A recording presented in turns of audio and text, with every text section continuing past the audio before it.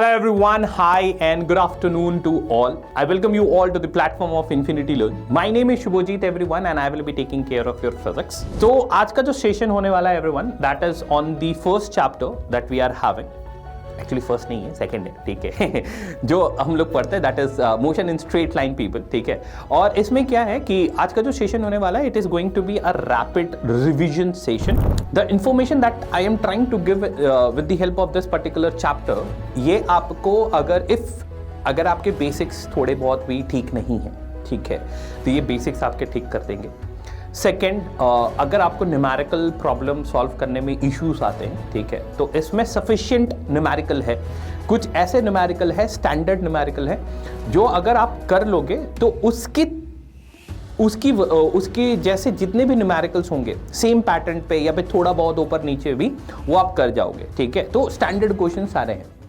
मैं बेसिक्स भी पढ़ाऊंगा, जो जाहिर सी बात है, ठीक है, लेकिन जाहिर सी बात है जैसे आप समझ पा रहे हो this entire session is going to be a rapid revision, तो ये रिवीजन ही होगा मैक्सिमम, ठीक है।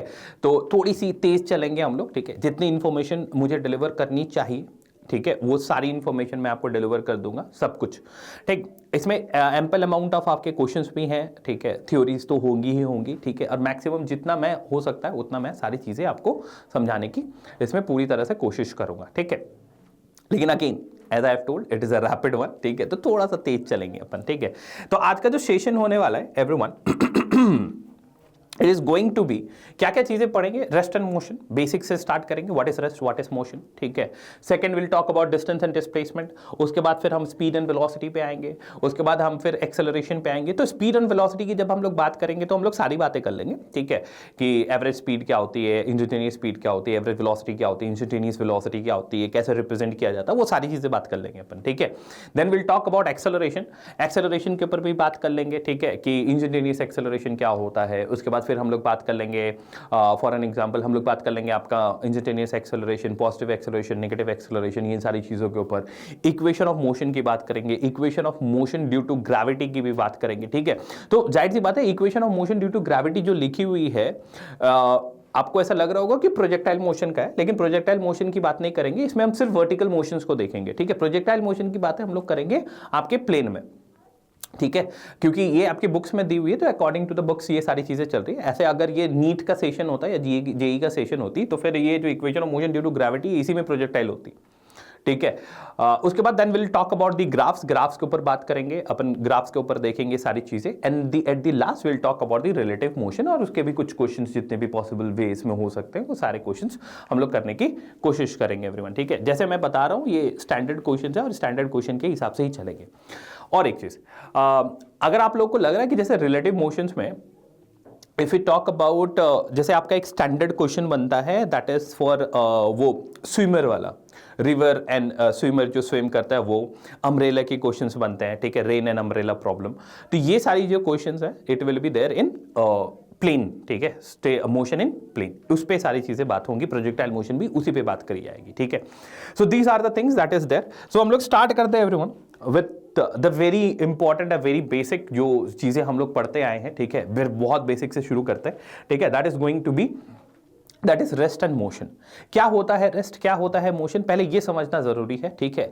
अदरवाइज ये बहुत ज्यादा प्रॉब्लमेटिक होती है जब हम लोग क्वेश्चन को सॉल्व करने की कोशिश करते हैं, ठीक है।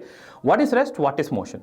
देखो सीधी सीधी हिसाब की बातें अगर मैं आपको एक एग्जाम्पल के तौर पे देखूं, एग्जाम्पल के तौर पे बताऊं, तो कोई चीज रेस्ट पे है या फिर कोई चीज मोशन में है, ये डिसाइड करते हैं दो चीजें, पहला टाइम, दूसरा ऑब्जर्वर। ना द क्वेश्चन अराइजेस कि ऑब्जर्वर जो है ये कौन है। कभी कभी क्वेश्चन जब हम लोग पढ़ रहे होते हैं, हम लोग आंसर कर रहे होते हैं, तो ऑब्जर्वर हम हैं। अगर कोई इवेंट घट रही है और इवेंट को हम लोग देख रहे हैं तो that is observer is me, ठीक है। कभी कभी हम ऑब्जर्वर के लिए, ऑब्जर्व करने के लिए हम क्या करते हैं कि स्टेशनरी पॉइंट को एज अ रेफरेंस मान लेते हैं। जैसे फॉर एन एग्जांपल मैं सारी चीजें समझाता हूं, इस स्टेशनरी पॉइंट को मान लेते हैं। जैसे ट्रेन मोशन में है या नहीं है, ठीक है, ये कैसे पता चलेगा। मान लो कि अगर आप ट्रेन के बाहर हो, ठीक है, और आप ट्रेन के बाहर हो, आप ट्रेन को जाते हुए देख रहे हो, गेटिंग माय पॉइंट। सो मेरे हिसाब से तो ट्रेन मोशन में है, लेकिन अगर ट्रेन के अंदर कोई बैठा हुआ है तो उसके हिसाब से वो तो बैठा है, तो वो तो रेस्ट पे है, ठीक है, वो तो रेस्ट पे, वो तो मूव नहीं कर रहा। मेरे हिसाब से वो इंसान जो ट्रेन के अंदर बैठा हुआ वो मोशन में है, क्योंकि ट्रेन मोशन में है तो वो भी मोशन में है, ठीक है। लेकिन जो इंसान ट्रेन के अंदर है वो तो बैठा हुआ है ना, वो तो मूव थोड़ी कर रहा है, so that will be rest, ठीक है। अब अगर मुझे ये पता करना हो कि ट्रेन मोशन में है कि नहीं है, तो मैं क्या करूंगा, मैंने एक रेफरेंस पॉइंट ले ली जो कि स्टैटिक है, या फिर ऐसा समझ लो स्टेशनरी है। जैसे एक पेड़ मान लो, एक पोल मान लो, वो तो हिल नहीं सकते, ठीक है। उस पोल को अगर ट्रेन क्रॉस कर जाए, दैट मींस ट्रेन मोशन में है। Getting my point? तो rest and motion both are relative terms, बहुत ज्यादा दे आर रिलेटिव टर्म्स, ठीक है। It will be very correct कि अगर रेस्ट और मोशन की बातें कोई ऑब्जर्वर करे तो, क्योंकि मैंने ऑब्जर्व किया है इसीलिए मैं बता रहा हूं, मेरे हिसाब से ये हो रही है, ये जो हो रही है ये रेस्ट भी हो सकता है, मोशन भी हो सकता है। So observer is very much important and including with the time, क्योंकि टाइम ही एक ऐसी चीज है जिसको आप रोक नहीं पाओगे, ठीक है, वो तो चलती रहेगी। That is what it is there. तो अगर मुझे प्रॉपर्ली डिफाइन करना पड़े कि बता दो रेस्ट क्या होता है, तो it is an object set to be in rest. एक ऑब्जेक्ट जिसको हम लोग रेस्ट पे बोल सकते हैं, वो तभी बोल सकते हैं जब उस ऑब्जेक्ट ने अपने पोजीशन को टाइम के रिस्पेक्ट में या फिर ऑब्जर्वर के रिस्पेक्ट में चेंज ना किया हो, ठीक है, तभी जाके वो बॉडी आपकी रेस्ट में है। मोशन के बारे में क्या बोल सकते हैं? मोशन के बारे में अगर कोई ऑब्जेक्ट आपकी मोशन में है तो वो तभी मोशन में हो सकती है कि अगर वो अपने पोजीशन को टाइम के रिस्पेक्ट में और ऑब्जर्वर के रिस्पेक्ट में चेंज कर रही है, तो अदरवाइज ये नहीं हो सकता, ठीक। ये जो बार बार मैं वर्ड ऑब्जर्वर यूज करता हूं, फिजिक्स में इसका नाम फ्रेम ऑफ रेफरेंस बोलते हैं इसे, ठीक है। जो फ्रेम ऑफ रेफरेंस हो गया, रेफरेंस पॉइंट हो गया, this is called as observer only, ठीक है। तो ऑब्जर्वर के रिस्पेक्ट में ये सारी चीजें चल रही है। एग्जांपल्स लिखे हुए हैं, a book lying on the table, a parked car on the cross road side, the student sitting on the chair in the classroom, these are the settings, ठीक है। तो ये बेसिक है, इतना तो आप लोग को पता होगा, ठीक है। तो वी आर मूविंग फॉरवर्ड, हम लोग आगे बढ़ते हैं, ठीक है। Now will talk about distance and displacement everyone. ना तो डिस्टेंस एंड डिस्प्लेसमेंट के लिए जितना लिटरेचर चाहिए आपको, ठीक है, वो यहां पे लिखा हुआ है। मेरा काम आपको समझाना है, आओ समझते हैं, ठीक है। अगर मैं डिस्टेंस एंड डिस्प्लेसमेंट को समझने की कोशिश करूं तो दिस इज वेरी बेसिक, ध्यान से सुनना। कि मान लेते हैं कि दिस इज इनिशियल पॉइंट, ठीक है, और इनिशियल पॉइंट का नाम है ए, ठीक है। मुझे जाना है final point that is B, ठीक है, मुझे इस पॉइंट तक जाना है, fine. Now to move from point A to point B there are two ways. What are the ways? The पहला जो वे है, जो पहला रास्ता है, वो ये है कि it is an actual path that is made to move from point A to point B, ठीक है। इसे आप इनिशियल पॉइंट बोल लो, इसको आप इनिशियल पॉइंट बोल सकते हो, इसको आप जो है इसको इनिशियल पॉइंट बोल दो, इसको आप स्टार्टिंग पॉइंट बोल दो, ठीक है, कुछ भी बोल सकते हो, ठीक है। चलिए आगे बढ़ते हैं। सो मान लेते हैं कि we are moving from here, ठीक है, और मेरे पास यही एक्चुअल पाथ है और इसी एक्चुअल पाथ पे मुझे मूव करना है पीपल। ये एक्चुअल पाथ बनी है और इसी एक्चुअल पाथ पे मुझे मूव करते हुए चलना है, and I have reached to point B, ठीक है, वेरी गुड। आप लोगों ने फिजिकल क्वांटिटी पढ़ी होगी। देखो, अगर मैं सीधी सीधी आपसे पूछूं, क्या आप ठीक है, क्या आप पॉइंट ए से पॉइंट बी तक ये जो पाथ मूव कर रही है डॉटेड लाइंस, क्या आप इसके लेंथ को पता कर सकते हो? तो आंसर है हाँ, बिल्कुल पता कर सकते हैं, हम लोग मेजर कर सकते हैं लेंथ को, वेरी गुड, ठीक है। इसका मतलब यह हुआ कि इस पाथ का आपने मैग्नीट्यूड तो पता कर लिया, इस पाथ का you will be able to find out the magnitude. Magnitude तो हो गई आपके पास, ठीक है, मैग्नीट्यूड तो आपने पता कर लिया, ठीक। अगर मैं आपसे पूछूं क्या आप इस पाथ का डायरेक्शन पता कर पाओगे क्या, तो बोलोगे कि पता तो कर सकते हैं, लेकिन हर बार वो चेंज कर रही है। जैसे अगर आप यहां पे पहुंचे हो this point, so your direction is this, getting my point. If you moved over here your direction will be this. अगर आप यहां पहुंचोगे तो आपका डायरेक्शन ऐसा होगा, ठीक है। सिमिलरली अगर आपने यहां पहुंचा है तो आपका डायरेक्शन ऐसा होगा। If you have reached over here your direction is over here, ठीक है। आप समझ पा रहे हो कि ये एक ऐसा पाथ है जिसका मैग्नीट्यूड तो आप निकाल सकते हो, जिसको मैंने लेंथ बोला, लेकिन आप डायरेक्शन नहीं निकाल पाओगे क्योंकि हर बार वो चेंज कर रही है, ठीक है। तो ये जो भी है वो आपकी स्केलर क्वांटिटी है, ये जो भी है आपकी स्केलर क्वांटिटी है, fine. And since we can only find out the magnitude for this, और ये हमारी जो बॉडी है अगर मैं इस पर ट्रैवल करूंगा तो it will be totally depending on the magnitude, ठीक है, उसके लेंथ पे मुझे जो है पाथ डिपेंडेंट है ये, ठीक है, मुझे पाथ पे डिपेंड होके मूव करना पड़ेगा from point A to point B. Fine, got it. अगर मुझे मूव करना है पाथ डिपेंडेंट, ठीक है, एंड आई एम मूविंग, ये पाथ ही है जिस पे मैं डिपेंड हूं और इसी से मुझे मूव करना पड़ेगा, ठीक है। So in that particular case, since our direction is not fix, we can only find out the magnitude, ठीक है। तो इस चीज को हम डिस्टेंस का नाम देंगे, इस चीज को हम डिस्टेंस का नाम देंगे एवरीवन। फाइन, यहां पे लिखा हुआ है the length of the actual path travel by the body between the initial and the final position और the final point, okay, that is called as distance. It is an scalar quantity. क्यों? अभी बताया, direction हर बार change हो रही है, लेकिन आप उसके मैग्नीट्यूड को पता कर सकते हो। मैग्नीट्यूड का मतलब लेंथ आप पता कर सकते हो। लेंथ आपने पता कर दिया, ठीक है। Distance depend on the path, ठीक है, और जो डिस्टेंस है वो पाथ पे डिपेंडेंट है। ये पाथ डिपेंडेंट चीजें के ऊपर बात कर रही है, ठीक है। And distance can not be negative. आप जीरो कर सकते हो, आपने मूव नहीं किया तो डिस्टेंस जीरो है, लेकिन आप नेगेटिव नहीं कर पाओगे। अगर आपने स्टार्ट की है तो आपने 1 मीटर भी चढ़ा है, हाफ मीटर भी चला है, लेकिन चला तो है, that is positive, always positive. And distance can not be decreasing obviously, ठीक है। तो ये डिस्टेंस हो गई। Now the other point that we can say is कि एक काम करते हैं, ठीक है, एक काम करते हैं, मैं एक फ्लाइट ले लेता हूं। एक काम करते हैं, let us take a flight, ठीक है, from point A to point B. क्या है दिक्कत है इसमें? Let us take a flight from point A to point B, ठीक है। अगर मैं ये फ्लाइट लेता हूं तो आप क्या क्या चीजें पता कर पाओगे? अगर मैं आपसे पूछूं क्या आप 2 पॉइंट्स के बीच में आप मुझे मैग्नीट्यूड पता कर सकते हो, क्या लेंथ पता कर सकते हो? बोलोगे हाँ, ठीक है। और एक चीज इसमें क्या है कि डायरेक्शन भी फिक्स्ड है पीपल, इसमें आपकी डायरेक्शन कंप्लीटली फिक्स्ड है, ठीक है। और अगर आप ठीक से देखोगे, if you try to see it very clearfully, आपको पता चलेगा क्या कि अगर एक्चुअल पाथ पे आप मूव करो, ठीक है, तो इसकी लेंथ और ये जो पर्पल वाली लाइन आपको दिख रही है, इसकी लेंथ में डिफरेंस है। जो डिस्टेंस है वो ज्यादा होती है मैग्नीट्यूड में विद रिस्पेक्ट टू दिस, ठीक है।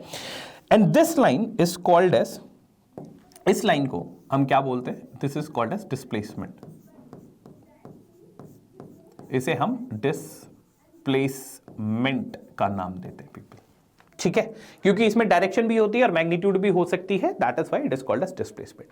ना अगेन कुछ चीजें और, जो डिस्प्लेसमेंट होती है वो शॉर्टेस्ट पाथ होती है between initial and the final point. मतलब मेरा इनिशियल फिक्स है, मेरा फाइनल फिक्स है, ठीक है, मुझे कोई फर्क नहीं पड़ता कि मैं कहीं से भी जाऊं, मेरा डिस्प्लेसमेंट वही होगा जो सबसे शॉर्टेस्ट होगा। सबसे शॉर्टेस्ट पाथ लेनी है मुझे इनिशियल और फाइनल के बीच में, ठीक है। Please do remember it is vector quantity, ठीक है, and it is the change in the position vector, 110% change in the position vector, ठीक है। And it is independent of path, path पे डिपेंड नहीं करती, ये पोजीशन पे डिपेंड करती है कि इनिशियल और फाइनल के बीच में जो शॉर्टेस्ट डिस्टेंस होगी, शॉर्टेस्ट पाथ होगी, वो डिस्प्लेसमेंट बोली जाएगी। सिंपल सी बात ये है, ठीक है। कुछ पॉइंट्स यहां पे भी हैं जो आपको यहां पे समझ लेने चाहिए, ठीक है। It is a very one of the important points everyone, कि नॉर्मली अगर मैं नोट करके आपको अगर लिखना हो, ठीक है, तो आप नोट करके लिख सकते हो। If you want to write it as a note तो you can write it like, ठीक है। अगर मैं मैग्नीट्यूड की बात करूं, मैग्नीट्यूड का मतलब लेंथ की बात करूं, तो डिस्टेंस जो है आपकी, ठीक है, डिस्टेंस जो है आपकी वो आपकी ज्यादा होगी magnitude wise with respect to displacement.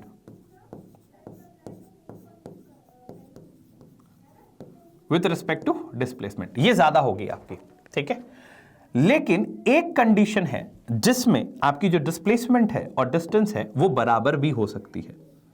ये वो कौन सी कंडीशन है एवरीवन? तो कंडीशन इज इफ, पहला पॉइंट, दूसरा point, if body moves in straight line, अगर बॉडी जो है वो स्ट्रेट लाइन में मूव कर रहा है या स्ट्रेट पाथ में मूव कर रहा है, ठीक है, तो आप उसके स्ट्रेट पाथ में मूव कर रहा है, तब आप बोल सकते हो कि जो डिस्टेंस होगा, फिर से जो डिस्टेंस होगी वो आपका the distance will be equals to displacement. देखो अभी भी whatever that I have wrote over here, representation wise ये गलत है। क्यों गलत है, मैं आपको समझाने की कोशिश करता हूं। जो डिस्प्लेसमेंट है इसमें मैग्नीट्यूड और डायरेक्शन दोनों होता है, जो डिस्टेंस है इसमें सिर्फ मैग्नीट्यूड होता है, ठीक है। और जब हम कंपेयर कर रहे हैं तो ये अनफेयर है, ठीक। तो अगर मैं कंपेयर कर रहा हूं तो कंपेयर मैं डिस्टेंस को कर रहा हूं डिस्प्लेसमेंट से, किसके रिस्पेक्ट में, मैग्नीट्यूड के रिस्पेक्ट में। तो मुझे यहां पर इसका मॉड लेना पड़ेगा, ठीक है, मुझे यहां पे इसका मॉड लेना पड़ेगा। सिमिलरली मुझे यहां पे भी इसका मॉड लेना पड़ेगा, ठीक है, क्योंकि मुझे मैग्नीट्यूड का रेफरेंस चाहिए, ठीक है, मुझे डायरेक्शन से लेना देना नहीं है। मैं ये बोल रहा हूं कि पाथ में जो पाथ आपका जो लेंथ है उस लेंथ को कंपेयर कर रहा हूं मैं। तो डिस्टेंस बड़ा होगा, बराबर भी हो सकता है डिस्प्लेसमेंट के। बराबर होने का एक ही रीजन है कि अगर बॉडी स्ट्रेट पाथ पे मूव कर रही हो तो, ठीक है, तभी जाके ये बराबर होगा, अदरवाइज नहीं होगा। That is the distance and displacement people. Moving to the next, uniform motion and non uniform motion, ठीक है। यूनिफॉर्म मोशन और नॉन यूनिफॉर्म मोशन को हम लोग देख लेते हैं। आप लोग बहुत बचपन से पढ़ते आ रहे हो, इसमें कुछ ऐसा कुछ खास नया नहीं है, ठीक है। तो अगर मैं यूनिफॉर्म मोशन की बात करूं, if we talk about the uniform motion, आओ थोड़ा सा बात कर लेते हैं यूनिफॉर्म मोशन के बारे में। If I talk about uniform motion, तो भैया सुनो, व्हाट इज यूनिफॉर्म मोशन, ठीक है। स्टेटमेंट आपने पढ़ा होगा कि अगर कोई body equal distance equal interval of time में कवर कर ले तो उसे हम यूनिफॉर्म मोशन बोलते हैं। ये स्टेटमेंट यहां लिखी हुई है, ठीक है। If the body covers equal distance in equal interval of time, ठीक है, however this time interval may be slow, कितना भी छोटा उससे मतलब नहीं है, लेकिन वो छोटे छोटे टाइम पे सेम डिस्टेंस कवर करता रहे तो हम उसे आपका यूनिफॉर्म मोशन बोल देते हैं। बढ़िया। यूनिफॉर्म मोशन इज प्रैक्टिकली थोड़ा सा इंपॉसिबल। क्यों? प्रैक्टिकली मतलब कंडीशन बेस्ड। पॉसिबल तो है, अपन कर सकते हैं यूनिफॉर्म मोशन, लेकिन ये करना थोड़ा सा कंडीशन वाइज होता है। जैसे अगर हम अपने डे टू डे लाइफ के मोशंस को देखें, ठीक है, तो आप अपने घर से निकलते हो, आप स्कूल तक जाते हो, तो आप खुद सोच के देखो, हर 2-2 मिनट में क्या आपकी वेलोसिटी सेम है? क्या आपने सेम डिस्टेंस कवर किए? तो आंसर आता है नहीं। कभी भीड़ ज्यादा होती है तो आप 2 मिनट में कम डिस्टेंस कवर कर पाते हो, कभी भीड़ कम होती है तो उसी 2 मिनट में आपने ज्यादा डिस्टेंस कवर कर लिया। तो when we talk about the day to day life और ओरिजिनल, जब हम लोग डे टू डे लाइफ की बात करते हैं एक्चुअल में, तो it is going to be non uniform motion only. तो यूनिफॉर्म मोशन के लिए बस इतना ही है कि आपका क्या होना चाहिए, यूनिफॉर्म मोशन के बस इतना ही है कि equal distance equal interval of time में कवर कर लो, तो that is going to be uniform motion. Non uniform motion के साथ क्या है कि नॉन यूनिफॉर्म मोशन में जो एक्चुअल हम लोग मूव करते हैं वो कुछ ऐसा ही है कि इक्वल इंटरवल ऑफ टाइम में टाइम चेंज नहीं कर सकते, रेफरेंस ले रहे हैं, तो टाइम के रिस्पेक्ट में कभी हम डिस्टेंस ज्यादा कवर कर लेते हैं, कभी हम कम कवर कर लेते हैं, ठीक है। That is going to be non uniform motion everyone. Fine, that is the non uniform motion, ठीक है। एग्जाम्पल्स आपके सामने लिखे हुए हैं, ठीक। अगर मैं इसके ग्राफ्स के बारे में बात करूं, मैं एक्चुअली मैं ग्राफ्स ही पढ़ाने वाला था, ठीक है। तो अगर मैं ग्राफ्स के बारे में बात करूं तो ग्राफ्स में मैं ये बातें आपको बता सकता हूं कि if we talk about the uniform motion, ध्यान से देखना प्लीज, ठीक है। अगर मैं यूनिफॉर्म मोशन की बात कर लूं, if we talk about the uniform motion, तो यूनिफॉर्म मोशन में, ठीक है, यूनिफॉर्म मोशन में ऐसे, हालांकि graph I will teach you बहुत अच्छे से, डू नॉट वरी, बट क्योंकि यहां पे जरूरत है तो इसीलिए बताते रहे। ये जो एक्स एक्सिस है ये टाइम इसको रिप्रेजेंट करता हुआ दिखेगा, क्योंकि एक्स एक्सिस हमेशा इंडिपेंडेंट वेरिएबल्स को रिप्रेजेंट करता है, ये टाइम रिप्रेजेंट है, ठीक है। ये जो आपको दिख रही है, ठीक है, लेट अस टॉक अबाउट कि इट इज डिस्टेंस, है ना। ये वाई एक्सिस जो है वो डिस्टेंस को हम लोग बात कर लेते हैं कि ये डिस्टेंस को कवर करता हुआ दिख रहा है। Let me right it D, ठीक है। ये वाई एक्सिस के ऊपर है जो कि डिपेंडेंट वेरिएबल डिस्टेंस है एवरीवन। फाइन, तो इसका ग्राफ बनता कैसे? इसका ग्राफ आप सबको पता है, कुछ नया नहीं है इसमें, ठीक है, कि that is a straight line ऐसे, ठीक है, स्ट्रेट लाइन। Very good. ये जो स्ट्रेट लाइन है डिस्टेंस और टाइम, ठीक है, ये जो स्ट्रेट लाइन है डिस्टेंस और टाइम, ये आपको क्या बताने की कोशिश कर रहा है कि देखो, अगर आप ठीक से देखोगे तो ये आपको बताने की कोशिश कर रहा है कि दिस लाइन, और you can say the slope, आपने स्लोप भी पढ़ा है इसीलिए यहां पे भी लिख दे रहा हूं, ये जो स्लोप है ये आपको बस इतना बताने की कोशिश कर रहा है कि दिस लाइन शोज कि it is uniform, it is going to be, जो स्पीड है आपकी, जो स्पीड है वो यूनिफॉर्म है, या फिर आप कांस्टेंट बोल सकते हो, यूनिफॉर्म या कांस्टेंट बोल सकते हो आप, ठीक है। और कुछ इस तरह लाइन बनती है। इफ यू टॉक अबाउट, अगर हम लोग बात करें कुछ इसकी,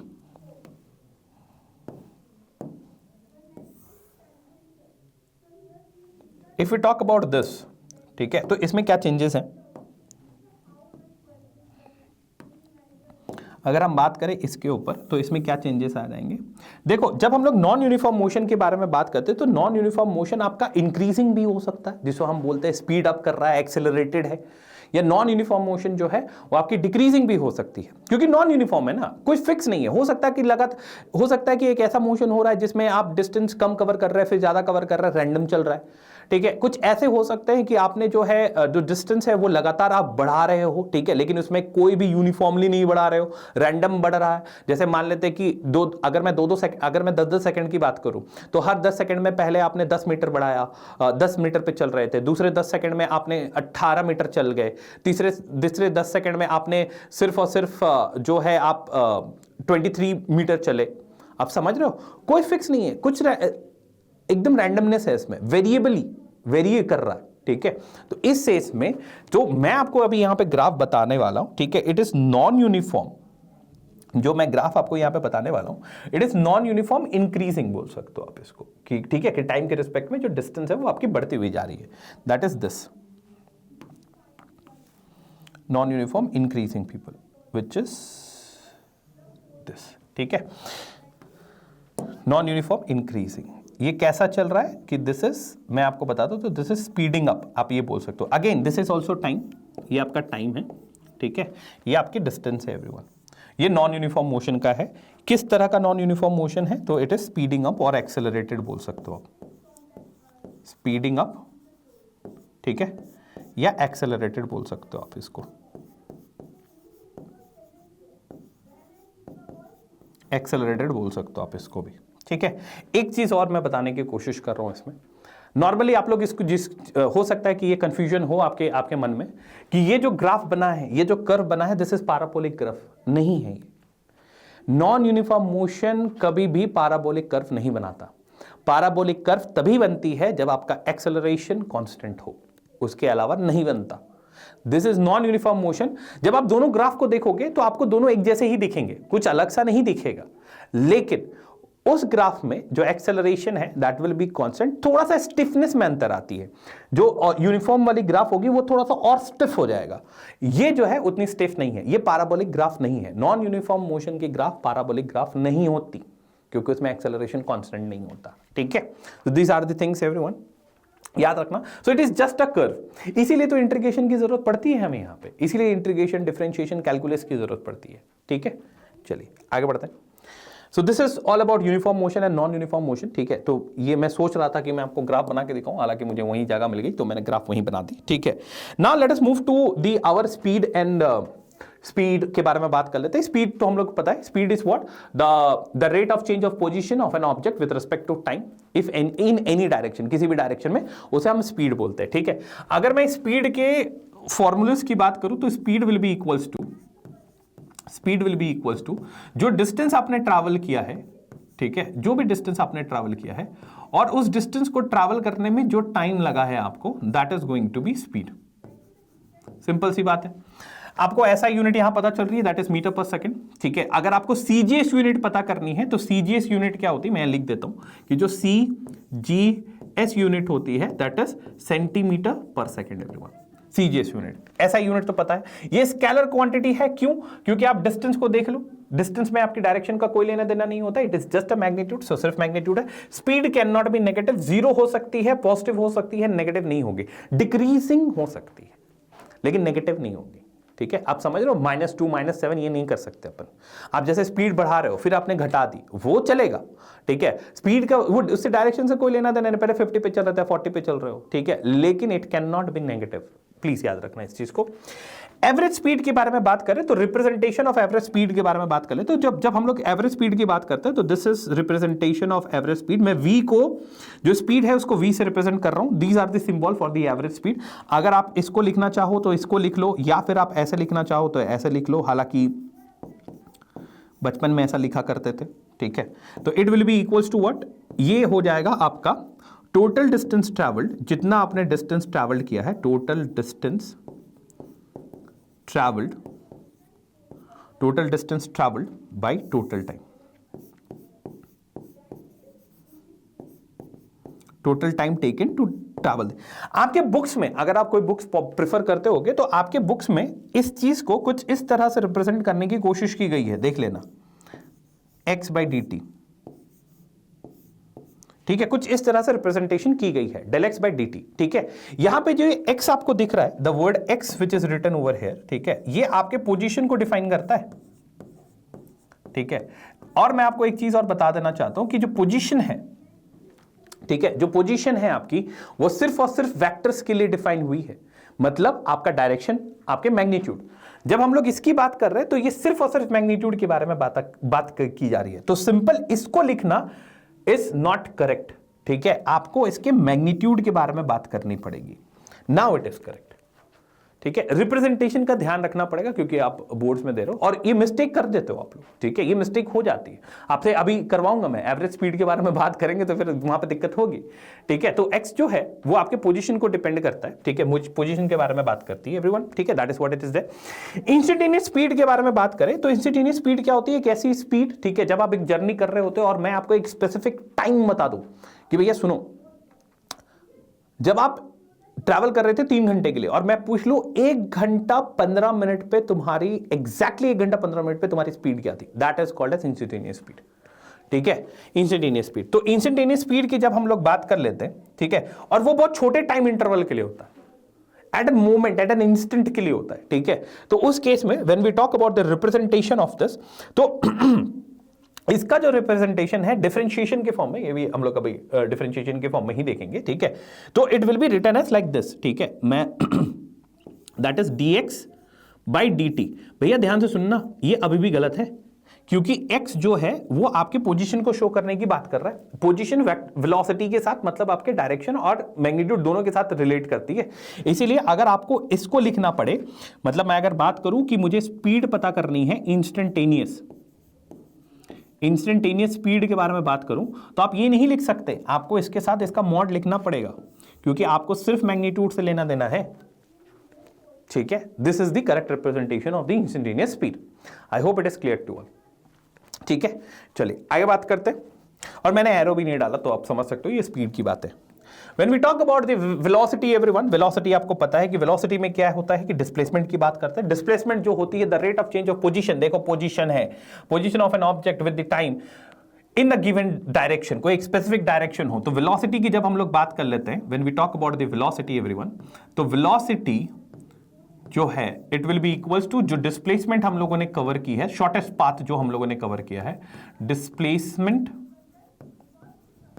बाय टाइम, ठीक है, displacement by time everyone, that is what we have covered, ठीक है, बढ़िया। ये वेक्टर क्वांटिटी होती है, ऐसा यूनिट मीटर पर सेकंड होता है। सीजीएस यूनिट की बात करो तो फिर वो भी सेंटीमीटर पर सेकंड ही होगी, ठीक है, बढ़िया। वेलोसिटी, जो वेलोसिटी होती है वो पॉजिटिव भी हो सकती है, जीरो भी हो सकती है, नेगेटिव भी हो सकती है, पॉजिटिव भी हो सकती है, जीरो भी हो सकती है, नेगेटिव भी हो सकती है, तीनों हो सकती है, totally depends on the displacement, कैसा है डिस्प्लेसमेंट, ठीक है। चलिए एवरेज वेलोसिटी की बात करें एवरीवन, तो एवरेज वेलोसिटी का वही लेना देना है, ठीक है। अगर एवरेज वेलोसिटी की बात करो आप लोग, ठीक है, स्टेटमेंट वही है। अगर स्टेटमेंट वाइज में देखें तो स्टेटमेंट वाइज में जो टोटल डिस्प्लेसमेंट होगी मेरी, टोटल डिस्प्लेसमेंट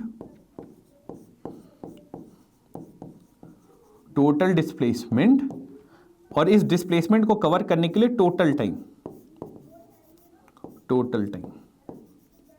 समझ में आया। इसको अगर हम इस तरह भी रिप्रेजेंट कर सकते हैं कि that is del x by del t. भैया ध्यान से सुनना, अब आपके मॉड की जरूरत नहीं है यहां पे, क्योंकि वो आपको क्वेश्चन में बता देगा कि कैसे मूव कर रहा है। तो आपको सिर्फ मैग्नीट्यूड से मतलब नहीं, आप डायरेक्ट लिख सकते हो कि final position minus initial position divided by final time minus initial time, simple answer आ जाएगी, ठीक है, that is what it is there, ठीक।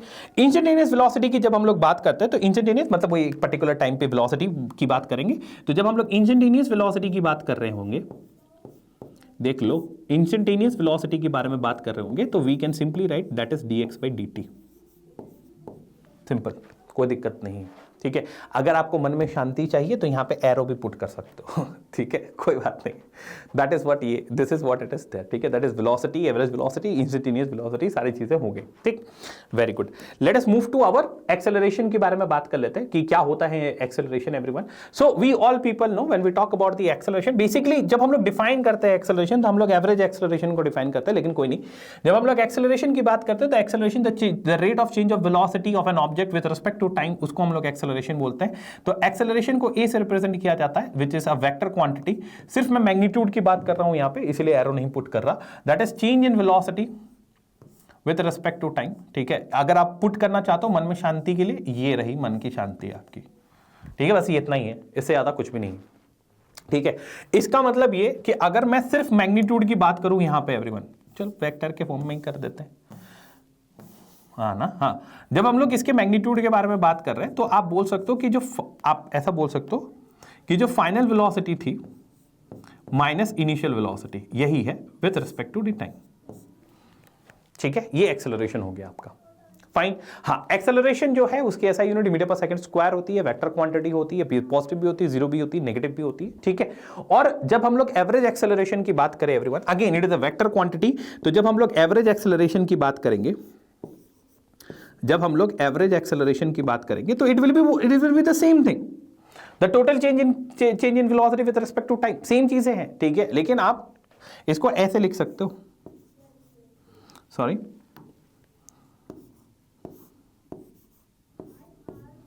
सिंपल, ठीक है। अगर मैं इंस्टेंटेनियस एक्सेलरेशन की बात करूं, तो अगर मैं इंस्टेंटेनियस एक्सेलरेशन की बात करूं, एक पर्टिकुलर मूवमेंट पे, एक पर्टिकुलर टाइम पे आपकी एक्सेलरेशन कितनी थी, तो आप इसको लिख सकते हो dv बाई dt, या फिर आप लिख सकते हो dt स्क्वायर, ये मैं x लिख दे रहा हूं, ठीक है, जिसको आप डिस्प्लेसमेंट बोल दोगे, डिवाइडेड बाई dt। डिस्प्लेसमेंट है ये, ठीक है। I hope it is clear to all. ये वेलोसिटी के बारे में बात कर रहा है, अगर थोड़ा सा चेंज करना चाहते हो तो यहां पर देख लो, वेलोसिटी भैया dx बाई dt वो है, ठीक है। चलिए 2 बार डिफरेंशिएट कर देंगे, ठीक है, तो फिर आपका यही आ जाएगा।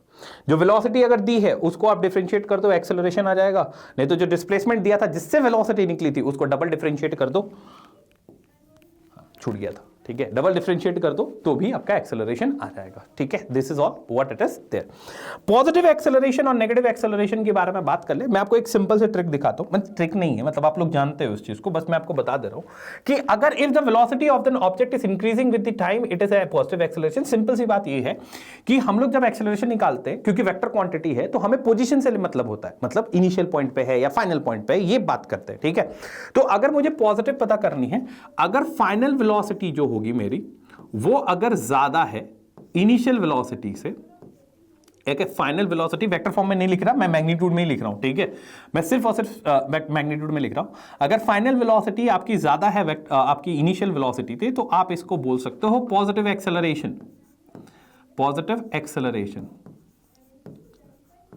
Positive acceleration. और इसे सिंपल आप एक्सेलरेशन के नाम से भी बता सकते हो, या फिर आप इसको सिंपल एक्सेलरेशन बोल दो, ये भी चलेगा, ठीक है, सिंपल। जब हम लोग नेगेटिव एक्सेलरेशन की बात करते हैं तो नेगेटिव एक्सेलरेशन का मतलब ये होता है कि जो आपका फाइनल वेलोसिटी है वो आपकी कम है इनिशियल वेलोसिटी से, इनिशियल वेलोसिटी ज्यादा होगा, ठीक है। तो इस केस में इसे हम नेगेटिव एक्सेलरेशन का नाम बोलते हैं, it is called as negative acceleration. और ये जो नेगेटिव एक्सेलरेशन है इसके 2 नाम हैं, आप इसको यूज कर सकते हो, either you can go with retardation और डिक्लेरेशन, जैसा आपको सही लगे, ठीक है, फाइन। अच्छा, ये होती कब है ये देख लेते हैं। मैंने नॉर्मल केस की बात कर रहा हूं, मैं जेन्युइन नॉर्मल केसेस की बात कर रहा हूं सिर्फ समझाने के लिए। When it is speeding up, जब ये स्पीड अप करती है तब की बात है, ठीक है। When it is speeding up, जब हम लोग स्पीड अप करते हैं, ठीक है, तब आपका पॉजिटिव एक्सेलरेशन होता रहता है, ठीक है, फाइन। व्हेन वी, ये कब होता है, ये जब हम लोग ब्रेक अप्लाई करते हैं एवरीवन, है ना, एप्लीकेशन ऑफ ब्रेक और अप्लाइड ब्रेक्स आप बोल सकते हो। एक बॉडी मूव कर रही थी और उस पर हम लोगों ने अप्लाई कर दिया, ठीक। मेरा एक सवाल है आपसे, सोचना, आंसर बता दूंगा इस सेशन के एंड में, कि सिर्फ स्पीड अप पे ही पॉजिटिव एक्सेलरेशन मिलेगी कि स्पीड डाउन पे भी मिल सकती है? गुड क्वेश्चन इट इज, ठीक है। तो आप लोग जरूर बताना इसको, ठीक है। चलिए कुछ चीजें और है जो मुझे और आपको बतानी है, ठीक है, इसी में, कि ध्यान से देखना, कुछ चीजें और है जो मैं आपको बता देना चाहता हूं। सबसे पहला पॉइंट नोट करके लिख लो यार, ठीक है, ये काम देगी आपको, कुछ बड़ी इंफॉर्मेशन नहीं है। Again I am saying it is a revision class, तो आई बिलीव आप लोग ये कर चुके होंगे, लेकिन तब भी, ठीक है, जस्ट फॉर अ रेफरेंस, कि पॉइंट 1, कि अगर, ध्यान से सुनना, ठीक है, कि अगर मैं बोलूं कि बॉडी जो है यूनिफॉर्म वेलोसिटी से मूव कर रही है, यूनिफॉर्म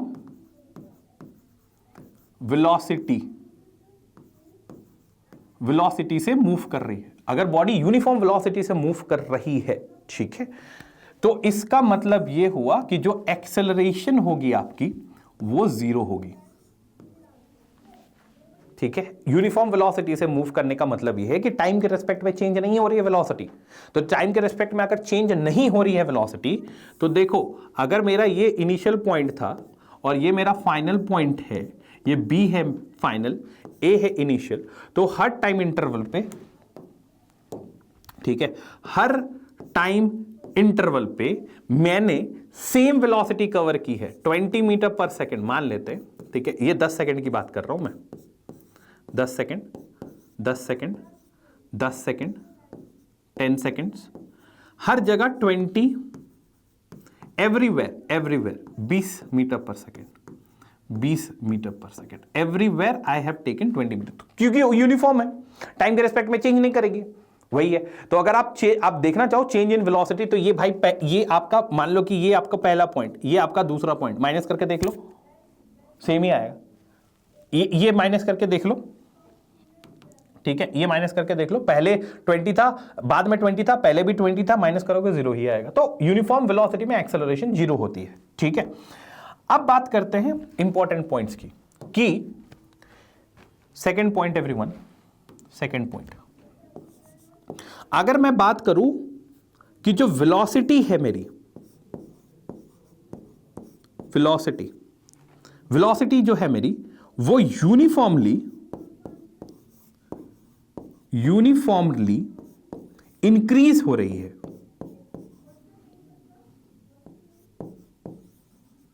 इंक्रीज हो रही है, अगर मेरी बॉडी यूनिफॉर्मली इंक्रीज हो रही है या फिर डिक्रीज हो रही है, लेकिन यूनिफॉर्मली हो रही है, याद रखना, ठीक है। इन दैट पर्टिकुलर केस जो आपकी एक्सेलरेशन होगी वो आपकी कांस्टेंट होगी people, in that particular case your acceleration will be constant, please do remember. Uniform velocity के केसेस में आपकी एक्सेलरेशन 0 होती है, और आपकी जब आपकी वेलोसिटी यूनिफॉर्मली इंक्रीज कर रही हो, speeding up, speeding down, accelerated, D accelerated, uniformly, ठीक है, तो उस केसेस में आपका जो एक्सेलरेशन होता है वो कांस्टेंट होता है। आई बिलीव इतना आप लोग को समझ में आ गया होगा, ठीक है। चलिए, ये सारी बातें हो गई एक्सेलरेशन के ऊपर, सारी चीजें हो गई, आई बिलीव इतना आप लोग को समझ में आ गया। हाँ, अब हम लोग बात कर लेते हैं यहां पे थर्ड पॉइंट, कि मेरा जो मोशन है वो आपका नॉन यूनिफॉर्म है, नॉन यूनिफॉर्म है। अगर मेरा मोशन नॉन यूनिफॉर्म है, तो आप बोलोगे नॉन यूनिफॉर्म है तो कैसा है, मतलब जनरल नॉन यूनिफॉर्म मोशन है, या फिर चलो ऐड कर लेते हैं, ठीक है, या फिर स्पीडिंग अप भी हो रहा है, मतलब मैं ऐसा बोल रहा हूं कि it is increasing also, non uniformly increasing also, non uniform increasing also, या फिर डिक्रीज, दोनों में से कोई भी एक हो रहा हो, ठीक है, डिक्रीज हो रहा हो, कुछ भी हो रहा हो, कुछ भी हो रहा हो, कुछ भी हो रहा है, कुछ भी हो रहा है, ठीक है। एक चीज याद रखना, acceleration is not equals to constant, ये कांस्टेंट नहीं होगी, ये कुछ भी होगी पर कांस्टेंट तो नहीं होगी। I hope it is clear to all, ठीक है, ये कांस्टेंट नहीं होती। नॉन यूनिफॉर्म मोशन भले इंक्रीज कर रही हो, डिक्रीज कर रही हो, जनरल नॉन यूनिफॉर्म मोशन है, आपकी एक्सेलरेशन कांस्टेंट नहीं होती। That is why for non uniform motion, variable motions के लिए जो वेरी करती है टाइम के रिस्पेक्ट में, बढ़ रही है, घट रही है, बढ़ती हुई जा रही है, घटती हुई जा रही है, कोई रिलेशन नहीं, नॉन यूनिफॉर्म की बात कर रहा हूं मैं, तो उस केसेस में हम इंटीग्रेशन और डिफरेंशिएशन का हेल्प लेते हैं। आप लोगों ने ये इक्वेशन देखी होगी कहीं कि अगर पोजीशन दी हुई हो जिसमें लिखा हुआ 18t square plus 5t plus 10, ठीक है, मुझे बता दो एवरेज स्पीड कितनी होगी, ठीक है, मुझे बता दो एवरेज स्पीड कितनी होगी। तो ध्यान से सुनना, इन सब केसेस के लिए मैं ये नहीं बोल रहा कि यूनिफॉर्म है नॉन यूनिफॉर्म है, लेकिन ये आपका वेरिएबल शो कर रही है। वो तो जब आंसर निकालेंगे तब पता चलेगा कि यूनिफॉर्म है कि नहीं यूनिफॉर्म है, ठीक है। जब इक्वेशन ऑफ मोशन निकालते हैं, इक्वेशन ऑफ मोशन भी आपकी इंटर कैलकुलस से ही बनी है, लेकिन उसमें एक हम लोगों को बहुत बड़ा हेल्प मिला क्या कि हम लोगों ने एक वेरिएबल को कांस्टेंट मान लिया, दैट इज एक्सेलरेशन। तब जाके आपको 3 इक्वेशन ऑफ मोशन मिले, 4 इक्वेशन ऑफ मोशन मिले। Got my point? That is what it is everyone, ठीक। नहीं तो फिर what we will be doing, हम लोग क्या कर रहे रहते हैं, हम लोग जो है, ठीक है, हर आप यूनिफॉर्म मोशन के लिए भी कैलकुलस यूज कर सकते हो, नॉन यूनिफॉर्म के लिए कर सकते हो, लेकिन यूनिफॉर्म के लिए जब हम लोग करते हैं तो जो आपको पता चला कि जैसे एक्सेलरेशन आपकी 0 है, तब तो पता चल ही गया कि एक्सेलरेशन 0 है, लेकिन जब कांस्टेंट है उस केसेस में आप इक्वेशन ऑफ मोशन यूज कर लेते हो। अगर कांस्टेंट नहीं है, that means the body is in non uniform motion. अब उस इक्वेशन से तो पता नहीं चलेगा, ठीक है, इसीलिए हम उसको डिफरेंशिएट करते हैं, डिफरेंशिएशन, इंटीग्रेशन, जब जिसकी जरूरत पड़े, और तब हम पता करते हैं कि एक्सेलरेशन के साथ हो क्या रहा है, वेरी कर रही है, नहीं कर रही है, क्या कर रही है। Got my point? That is what it is there, ठीक है। Now will talk about the equation of motion everyone, ठीक है। हम लोग जो है इक्वेशन ऑफ मोशन के बारे में थोड़ा बहुत बात कर लेते हैं। जब आप लोग इक्वेशन ऑफ मोशन के ऊपर थोड़ा बहुत बात करेंगे तो जाहिर सी बात है आप लोगों को जो है इक्वेशंस तो पता ही है कि भैया सुनिए, देखो यही होता है इक्वेशन ऑफ मोशन, ठीक है, इसके अलावा तो कुछ होती नहीं है और चीज़ें, ठीक है। तो इसमें क्या होता है, what is happening in this is कि basically you have to go through the calculation, ये कैलकुलस का मेथड, ठीक है। First equation of motion, second equation of motion, ये आपको करनी पड़ती है, ठीक है। When you go through this, तब जाके आपको क्या होता है, ठीक है, तब जाके आपका जो इक्वेशन ऑफ मोशन है वो निकलती है एवरीवन, ठीक है। तो अगर मैं फर्स्ट इक्वेशन ऑफ मोशन की बात करूं, if I talk about the first equation of motion for this, तो फर्स्ट इक्वेशन मोशन हमें पता है final velocity will be equals to initial plus जो एक्सेलरेशन है t, ये फर्स्ट इक्वेशन ऑफ मोशन है, ठीक है। अगर मैं सेकंड इक्वेशन ऑफ मोशन की बात करूं, सेकंड इक्वेशन ऑफ मोशन की बात करूं, that is s equals to ut plus half at square, ठीक है। जब मैं थर्ड इक्वेशन की बात करूं, जो हम लोग जानते हैं, that is v square minus u square will be equals to 2as। मैं एक बार और आपको बता देना चाहता हूं, हालांकि आप लोगों को यह बात पता है कि इक्वेशन ऑफ मोशन एक ही जगह एप्लीकेबल है, कब? जब एप्लीकेबल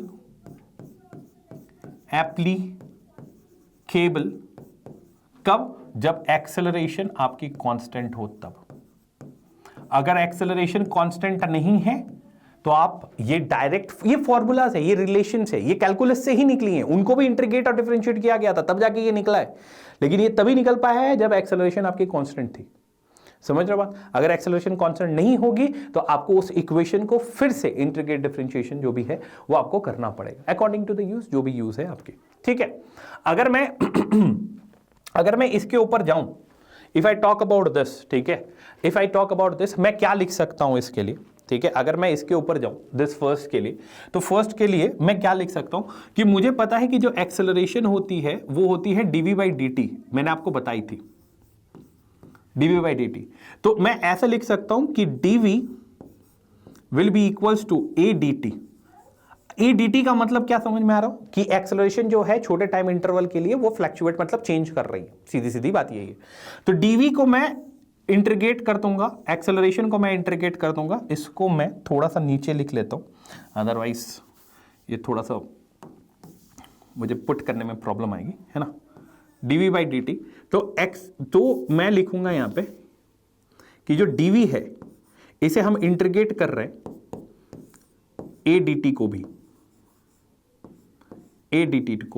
ये कहां से कहां इंटीग्रेट होगी, ये क्योंकि टाइम को करना है, एक्सेलरेशन बाहर आ जाएगी क्योंकि एक्सेलरेशन कांस्टेंट है हमारा, इसको बाहर निकालेंगे, इसको करेंगे 0 to t, छोटे टाइम पीरियड के लिए जो इसकी बात कर रहे थे, dv को इनिशियल से फाइनल। आप इसको सॉल्व करोगे, when you solve this thing we will be getting, क्या मिलेगा हमें, इसका v मिलता है भैया, ठीक है, इंटीग्रेशन इसकी v मिलती है, और इसको पुट करोगे तो ये मिलेगा v minus u will be equals to, a बाहर आ जाएगा, dt को पुट करोगे तो ये आ जाएगी क्या, t माइनस 0, ठीक है, यहां पे t ही आएगी, ठीक है, और t के वैल्यू पे t पुट करो, माइनस t के वैल्यू पे 0 पुट करो तो ये आएगा, तो v will be v minus, equation आएगा v माइनस u will be equals to 80, थोड़ा सा और सॉल्व कर लो, v will be equals to u plus 80, simple सी बात यही है, यही आना है इक्वेशन में, ठीक है, तो मैंने आपको सॉल्व करके भी बता दिया कि देखो ऐसे ही होता है, ठीक है, that is what it is there everyone, I hope it is clear to you, ठीक है, और इसी तरह आपको सॉल्व करनी पड़ेगी इसको, ठीक है, fine. Now let us talk about the second equation of motion, हम लोग सेकंड इक्वेशन ऑफ मोशन के बारे में थोड़ा बहुत बात कर लेते हैं, ठीक है, जब हम लोग सेकंड इक्वेशन ऑफ मोशन को देखते हैं तो आप लोग देख रहे हो s equals to ut plus half at square के बारे में बात की जा रही है, ठीक है, तो इसमें इसको अगर सॉल्व करना हो तो हम लोग कैसे सॉल्व कर सकते हैं, for solution of this we people know is कि v जो होती है, क्या लिख रहा हूं मैं, हाँ, मैं हम लोग को पता है कि जो v होती है वो होती है आपकी ds बाई dt, मतलब डिस्प्लेसमेंट बाई टाइम, अब इसमें x लिख लो, पोजीशन लिख लो, है तो डिस्प्लेसमेंट ही, ठीक है, डिस्प्लेसमेंट है, इसको और कैसे लिख सकता हूं मैं इसको मैं लिख सकता हूं ds will be equals to v dt, ठीक है, इस ds को इंटीग्रेट करना है भैया, इस v dt को भी इंटीग्रेट करनी है हमें, ठीक है, ध्यान से सुनना, ds को इंटीग्रेट करूंगा मैं 0 से एक सर्टेन डिस्टेंस तक चला, इसीलिए s, फाइन, डिस्प्लेसमेंट की बात हो रही है, ये जो s है, अरे बाप, ये भी कंफ्यूजन होती है, ये जो s है एवरीवन, ये डिस्प्लेसमेंट होती है, ये डिस्टेंस नहीं होती है, याद रखना इस चीज को, ठीक है, ये डिस्प्लेसमेंट होती है, ये डिस्टेंस नहीं होती, तो ये हो गई, आप इसको अगर डिफरेंशिएट, इसको इंटीग्रेट करोगे तो यहां पे आएगी s, और s में ये पुट करोगे तो s माइनस 0 आएगा, ये विल बी इक्वल टू, अभी v की वैल्यू यहां पे निकाल ली, u प्लस 80, बस इसको पुट कर दो यहां पे, इंटीग्रेशन ऑफ v की जगह पे मैं लिखूंगा u plus 80 dt everyone, u plus 80 dt, ठीक है, अगर मैं इसको सॉल्व करूं कहां से कहां तक, इसको हमें सॉल्व करना है टाइम से, दैट इज 0 टू t, ठीक है, और इसको अगर सॉल्व करने की कोशिश करूं तो ये s आ जाएगा, will be equals to, u को अलग अलग इंटीग्रेट करना है, ठीक है, 0t u, ठीक है, इसे मल्टीप्लाई कर लेंगे, दैट इज u dt, ठीक, यहां पे प्लस, फिर 0 टू t, ये हो जाएगा 80 dt, आप इसको इंटीग्रेट करोगे तो आपके पास देखो u बाहर निकल आएगा, t का इंटीग्रेशन जो होगा वो t होगा, और t माइनस 0, मतलब यहां पे t लिखूंगा मैं, तो s इक्वल्स टू ut लिख दिया, डायरेक्ट है, प्लस यहां पे a बाहर आ जाएगा क्योंकि कांस्टेंट है, और t का इंटीग्रेशन होता है t स्क्वायर, तो t स्क्वायर में t पुट करूंगा तो t स्क्वायर, और t स्क्वायर में 0 पुट करूंगा माइनस में, ठीक है, तो वो 0 हो जाएगी, तो इसका मतलब यहां पे आ जाएगा, यहां पे t स्क्वायर, यहां पे हो जाएगा t स्क्वायर बाई 2, तो ये हाफ बाहर निकल दिया मैंने, और ये हो जाएगा a t स्क्वायर एवरीवन, मेरे पास थोड़ा सा स्पेस की कमी हो रही है, कोई बात नहीं, आप लोग समझ चुके होंगे, a t स्क्वायर, तो s equals to ut plus half a t square, कुछ इस तरह इंटीग्रेट होती है ये, I hope it is clear to you, और आपको इतना समझ में आ गया होगा कि कैसे हो रहा है ये, ठीक है, आई बिलीव आप लोगों को इतनी बातें क्लियर हो गई होंगी एवरीवन, ठीक है, चलिए, थर्ड इक्वेशन ऑफ मोशन के लिए अगर मैं बात करूं, if I talk about the third equation of motion, तो वो कैसे सॉल्व होता है, थर्ड इक्वेशन ऑफ मोशन में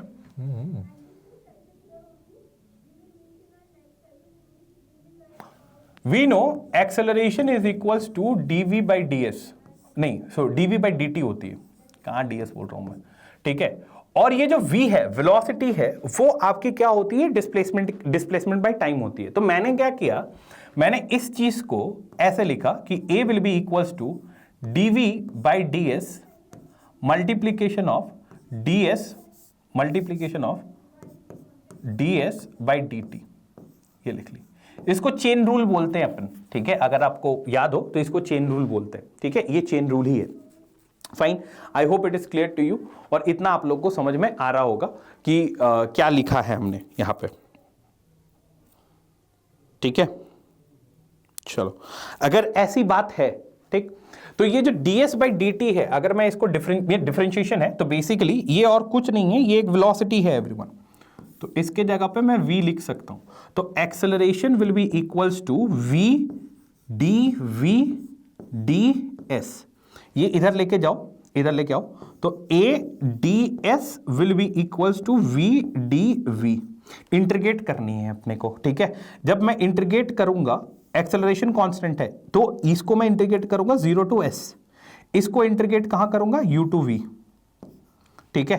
जब इंटीग्रेशन ऑफ करोगे यहां पे, तो dv का हम लोग करेंगे यहां पे, इसका इंटीग्रेट करेंगे तो a बाहर आ जाएगा, ये हो जाएगी s minus 0 will be equals to, इसको करोगे तो v बाहर आ जाएगी, यहां पे dv आएगी, dv की जो इंटीग्रेशन होती है, ठीक है, dv की जो इंटीग्रेशन होगी, ऐसे सॉरी v dv है ना, तो v तो है ही, हाँ, तो v स्क्वायर हो जाएगी everyone, my bad, I am extremely sorry, ठीक है, ये हो जाएगी v स्क्वायर, ठीक।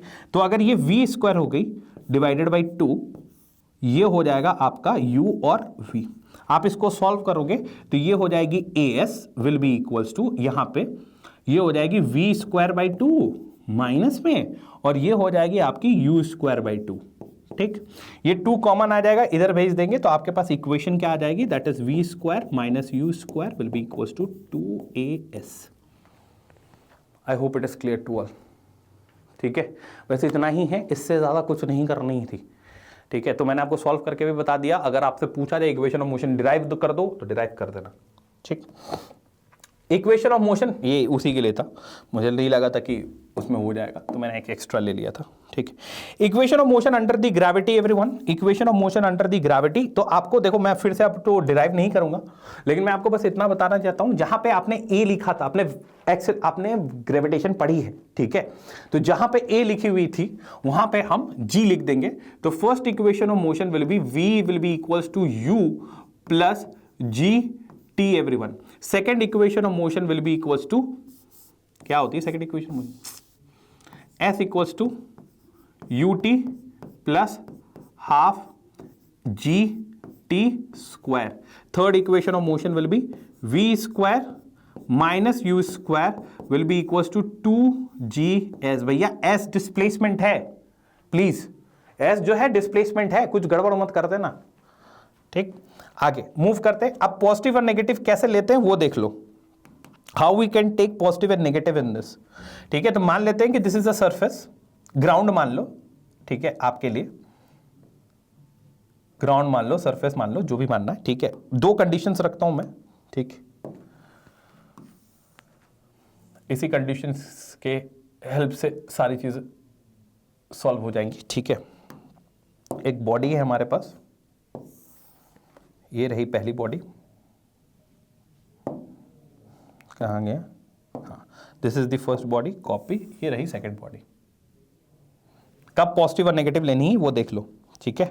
हमें पता है क्या, एक्सेलरेशन ड्यू टू ग्रेविटी का जो डायरेक्शन होता है, it will be always downwards, ये तो चेंज नहीं करने वाली। एक्सेलरेशन ड्यू टू ग्रेविटी का जो डायरेक्शन है दैट इज ऑलवेज डाउनवर्ड्स ही होती है। तो होता क्या है फिर, क्या काम करते हैं, कैसे करते हैं हमारे लिए, for us people, for us, our only thing जो हमें कॉन्सेंट्रेट करनी है वो हमारे बॉडी के ऊपर करनी है, उसके अलावा हमारा कोई लेना देना नहीं है कि जी किधर मूव कर रही है नहीं कर रही है, उससे मतलब नहीं है। मेरा बॉडी किधर मूव कर रहा है उससे मतलब है मुझे, ठीक है। आप देखो, अगर मेरा बॉडी ग्राउंड पे है और मैंने उसको कोई इनिशियल वेलोसिटी देके ऊपर फेंकी, तो बॉडी मेरी ऊपर जा रही है, मुझे मेरे बॉडी को देखना। तो अगर मेरी बॉडी ऊपर जा रही है तो मेरे बॉडी के डायरेक्शन के रिस्पेक्ट में जी की डायरेक्शन उल्टी है, इसीलिए इस केस में मैं जो जी की वैल्यू है, इस केस में people, the value of g will be taken as negative, ठीक है। नेक्स्ट, मेरा बॉडी ऊपर से नीचे आ रहा है, तो अगर मेरा बॉडी ऊपर से नीचे आ रहा है, सेम डायरेक्शन जी की भी है, तो इसीलिए इस केस में जी की वैल्यू मैं पॉजिटिव लिखूंगा, ऐसे लिख देना आप, ठीक है। G will be equals to 9.8 metre पर सेकेंड। कहाँ के बारे में बात कर रहे हैं हम लोग अर्थ के बारे में बात कर रहे हैं, अर्थ सरफेस, यहाँ पे एस लिख दूं क्या मैं, अर्थ सरफेस के बारे में बात कर रहे हैं भैया, ठीक है। 9.8 मीटर पर सेकेंड स्क्वायर, ठीक है, that is what it is there. I hope it is clear to you, और इतना आप लोग को समझ में आ गया। कहाँ पे जी की वैल्यू नेगेटिव लिखनी है, कहाँ पे जी की वैल्यू पॉजिटिव लिखनी है, वो मैंने आपको बता दी। Very good. Moving to the next one, graphs के बारे में बात कर लेते हैं एवरीवन। चलो आओ ग्राफ्स के बारे में बात कर लेते हैं। पोजीशन टाइम ग्राफ, ठीक है, velocity time graph, acceleration time graph, सबके बारे में बात कर लेंगे एक एक करके। ये थोड़ा सा बड़ा होने वाला है, ठीक है, तो इसको थोड़ा सा देख लेते हैं हम लोग, ठीक है, इन सब चीज़ों को देख लेते हैं। आओ, तो मेरे को आप 1 सेकंड देना ताकि मैं इसको कवर कर पाऊँ। हाँ, फाइन एवरीवन, ठीक है। तो हम लोग शुरू करते हैं हमारे पहले ग्राफ से, ठीक है। पहले ग्राफ को समझने की कोशिश करेंगे कि क्या हो सकता है, क्या क्या चीजें हैं इसमें, क्या देखनी है हमें, दैट इज ऑल, ठीक है। सो देखो, अगर विल टॉक अबाउट दिस, ठीक है। तो अगर मैं बोलूं कि ये कौन सा ग्राफ पढ़ रहे हैं पहले, तो हम लोग पढ़ रहे हैं डिस्टेंस टाइम ग्राफ,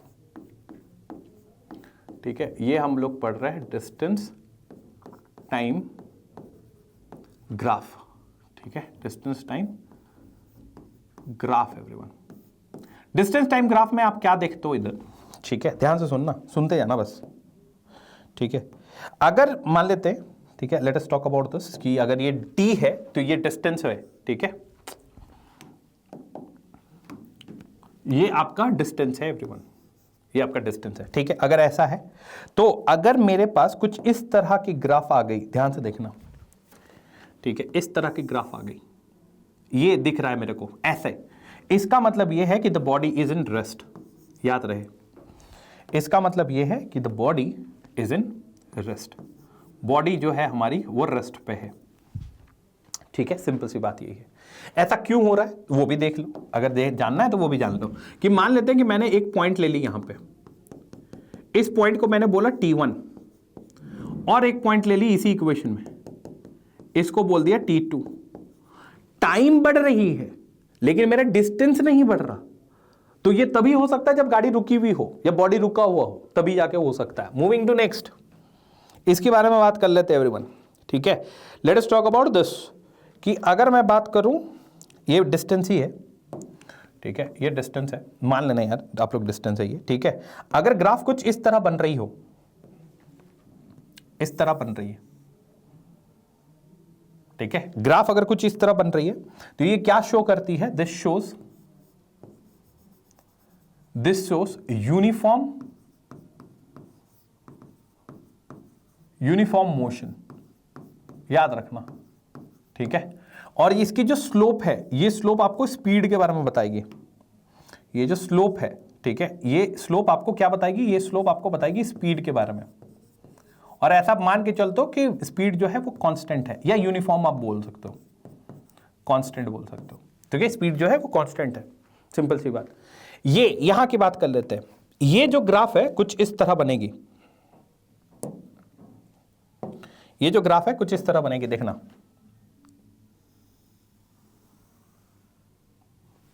ठीक, गड़बड़ है। अगेन एवरीवन सुनो, ध्यान से सुनना मेरी बात, ये जो ग्राफ है, इस ग्राफ में अगर मैं ऐसा बोल दूं, ध्यान से सुनो, इस ग्राफ में, ये भी डिस्टेंस वर्सेस टाइम ग्राफ है, अगर मैं ऐसा बोल दूं कि एक्सेलरेशन जो है वो कांस्टेंट नहीं है, ठीक है, कांस्टेंट नहीं है, समझ रहे हो, अगर एक्सेलरेशन कांस्टेंट नहीं है तो ये ग्राफ हो जाएगी नॉन यूनिफॉर्म मोशन की, नॉन यूनिफॉर्म, वो भी कैसी, इंक्रीजिंग है ये, इंक्रीजिंग, स्पीडिंग अप जिसको बोलते हैं, एक्सेलरेटेड बोलते हैं, ये एक्सेलरेशन कांस्टेंट नहीं है। इस कर्व के लिए आप नहीं बोल पाओगे कि ये पाराबोला है, इस कर्व के लिए आप नहीं बोल पाओगे कि ये पाराबोला है, ठीक है, getting my point, it is not parabola, it is just a curve, इसकी एक इक्वेशन आएगी, सॉल्व करना पड़ेगा, ठीक, ये पाराबोला नहीं है, फाइन। अगर ये सारी चीजें हो गई हैं, यहां तक आप समझ चुके हो, तो कुछ और चीजें भी समझ लेते हैं। आओ इसको थोड़ा सा लिफ्ट कर सकते हैं क्या ऊपर, हाँ, समझते हैं एवरीवन, इसको देख लो, आओ,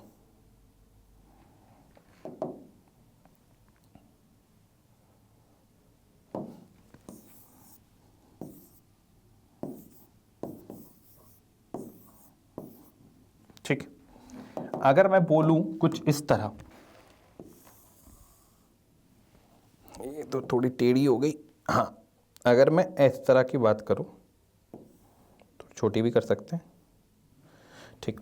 अगर मैं ऐसी बात करूं कि देखो ये कुछ इस तरह का ग्राफ बना हुआ है, ध्यान से देखना, आप ऐसे भी बना सकते हो, कोई दिक्कत नहीं है। मैं ऐसे बनाता हूं, ठीक है, दैट इज दिस, ठीक है। ये कैसी ग्राफ है, which type of graph it is,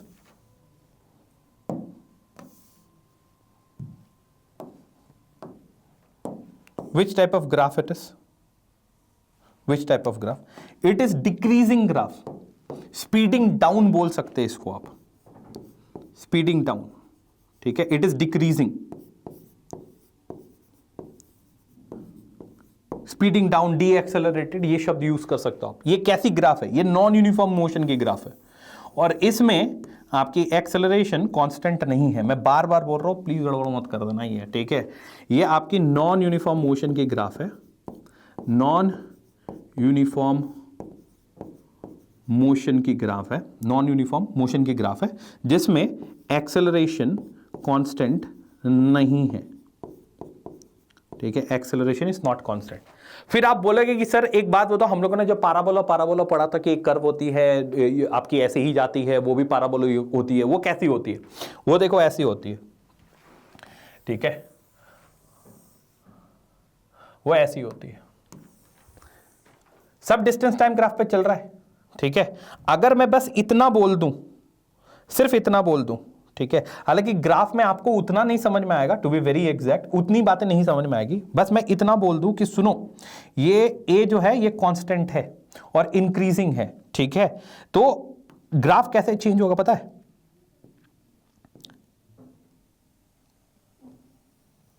it will be more स्टीफर, बहुत ज्यादा स्टिप कर जाएगी, बस इतना ही चेंज है, वो आपको समझ में नहीं आएगा, ठीक है। वो जनरली जब एक बार आप देखते हो तो ग्राफ दोनों बराबर ही लिखती है, क्योंकि एक जनरल इक्वेशन को लेकर सॉल्व किया जाता है, ये भी इंक्रीजिंग है एवरीवन। अब आप बोल सकते हो कि ये जो ग्राफ है ये पाराबोलिक ग्राफ है, पाराबोलिक ग्राफ है, और ये किस तरह की इक्वेशन है, ये आपकी है यूनिफॉर्म, ये यूनिफॉर्म इक्वेशन है, लेकिन स्पीड अप हो रही है, ठीक है, इंक्रीजिंग हो रही है, यूनिफॉर्म है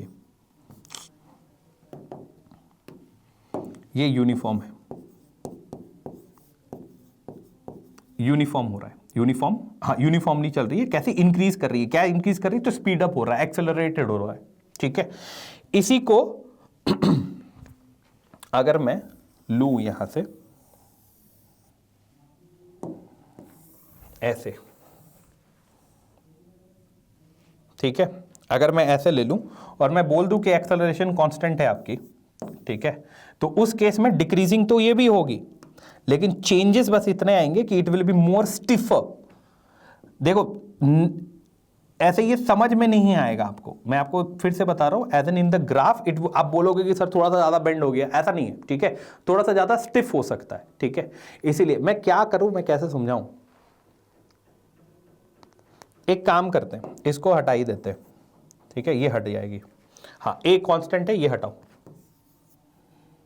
ये हटाओ, ठीक है, ये क्या हो रही है, डिक्रीज हो रही है भैया, ठीक है, ये हटाओ, ज्यादा समझ में आएगा, ये डिक्रीज हो रही है आपकी और एक्सेलरेशन कांस्टेंट है, इसको हम यूनिफॉर्म बोल सकते हैं। कैसी यूनिफॉर्म है ये यूनिफॉर्मली स्पीड जो है इसकी वो डिक्रीज कर रही है, ठीक है, यूनिफॉर्म डिक्रीज, स्पीडिंग यूनिफॉर्मली जो हो रहा है सब यूनिफॉर्मली हो रहा है, इधर ये यूनिफॉर्म इंक्रीज, ये यूनिफॉर्म इंक्रीज है, ये स्पीडिंग अप बट यूनिफॉर्मली, ये स्पीडिंग अप है, मैं लिख दूं क्या ये, आओ लिख ही देते हैं, ठीक है, ये स्पीड अप हो रही है, ये स्पीड अप हो रही है, ये स्पीड डाउन हो रही है, स्पीड डाउन हो रही है, लेकिन जो भी हो रही है आपकी यूनिफॉर्मली हो रही है, तो ऐसा कर्व बनेगा। ये भी अब पाराबोलिक कर्व है, that is also a parabolic curve, ये जो है ये भी आपकी एक पाराबोलिक कर्व है, ये आपकी अब एक पाराबोलिक कर्व होगी, पाराबोलिक कर्व, समझ में आया, यूनिफॉर्म मोशंस की बात चल रही है इधर, ठीक है। Non uniform speeding down, non uniform speeding up, ठीक है, समझ लेना यही है। नेक्स्ट आगे बढ़ते हैं, let us talk about this. ये क्या है? हाँ, कुछ और चीज है भैया, ये भी देख, ये भी तो पता होना चाहिए ना, कि अगर मैं बोलूं slope, if I talk about the slope, यहां पे लिख देता हूं मैं, ठीक है, दूसरे कलर से लिख दूं, ठीक है। अगर मैं बात करूं स्लोप की,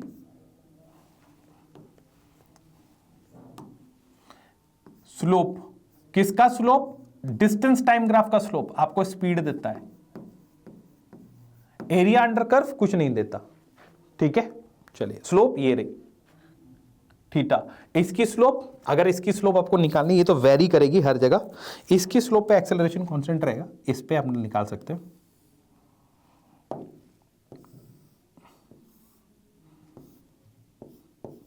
ऐसे, you can find it out, ठीक है। चलिए, नाउ इसके लिए बात कर लेते हैं। Now will talk about displacement time graph. बढ़िया, बहुत अच्छी बात है।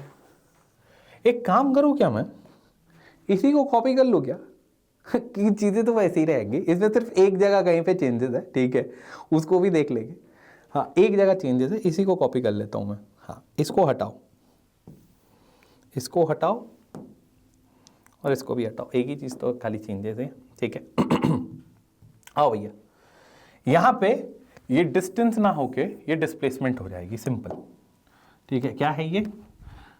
कॉपी मत कर देना पूरा, रुक जाओ, डिस्प्लेसमेंट है,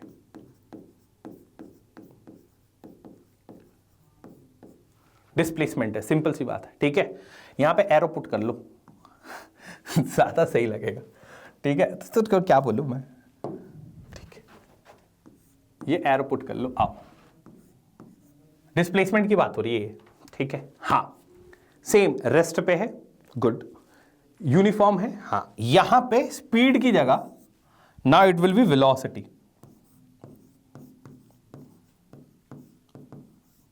स्पीड की जगह now it will B velocity. ये क्या है? नॉन यूनिफॉर्म, बिल्कुल सही है, ठीक है। ये कैसा है? Non uniform speeding up, non uniform speeding up, everyone, speeding up, non uniform speeding up. ये कैसा है? Non uniform speeding down,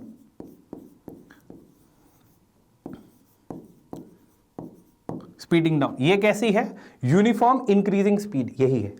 acceleration constant है, ये चेंज नहीं होना चाहिए, एक्सेलरेशन कांस्टेंट है, parabolic, parabolic, uniformly decreasing speeding down, जैसा आपको लगे, ठीक है। एक इसमें एक ग्राफ है, जो अगर स्पेस बनी तो करा दूं मैं। हाँ, देखो, इसमें सिर्फ एक ग्राफ है जो हमें सीखनी पड़ती है, ठीक है, कि अगर मुझसे कोई बोल दिया कि देखो भैया ये यूनिफॉर्म मोशन में जा रही है, तो ये आपका बढ़ते हुए जा रही है, माने यूनिफॉर्मली ये आपका जो दिख रही है, ठीक है, ये कुछ इस तरह है, ठीक है, कांस्टेंट वेलोसिटी से आगे मूव कर रही है, कांस्टेंट वेलोसिटी से आगे मूव कर रही है। अगर मैं बोलूं कि कांस्टेंट वेलोसिटी से डी एक्सेलरेट कर रहा है, तब इफ आई से, हाँ, इस केस में, ठीक है, डिस्प्लेसमेंट, अगर मैं बोलूं कांस्टेंट वेलोसिटी से डिक्रीज कर रहा है, तब इन दैट पर्टिकुलर केस क्या होगा, ये बता दो। कांस्टेंट वेलोसिटी से अगर डिक्रीज करेगा, माने यूनिफॉर्मली डिक्रीज करने की बात कर रहा हूं मैं, यूनिफॉर्मली डिक्रीज करने की बात कर रहा हूं, तो अगर मैं यूनिफॉर्मली डिक्रीज करने की बात बोलूं, ठीक है, यार कैसे बता दूं, चलो एक और ले लेते हैं पिच, ठीक है। यूनिफॉर्मली डिक्रीज करने की बात बोलूं मैं, तो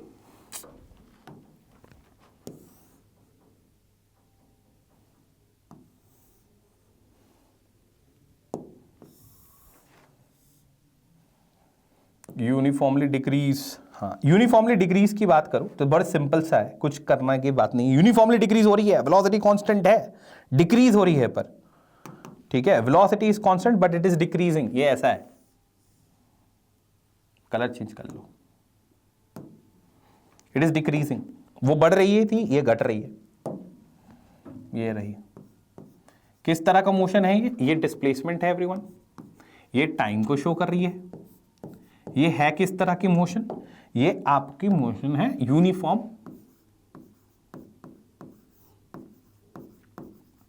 यूनिफॉर्मली स्पीडिंग डाउन, आप ऐसा बोल सकते हो, यूनिफॉर्मली स्पीडिंग डाउन।